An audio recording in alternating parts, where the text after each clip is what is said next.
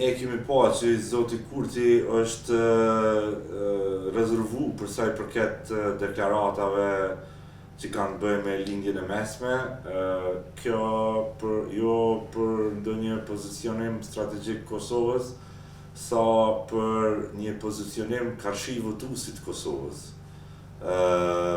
karshi elektoratit vetë. Kështu që nuk ka dashur që të merr pozicionim të qartë lidhur me këtë çështje, duke marrë parasysh që Bordi i Paqes ka kritikat e veta prej botës arabe, se sa do të jetë efektiv dhe a do ta ndalë në realitet luftën në Palestinë apo jo. Aja heshtja është më shumë taktike elektorale, se sa ndonjë kundërshti e qeverisë së Zotit Kurti ndaj kësaj iniciative.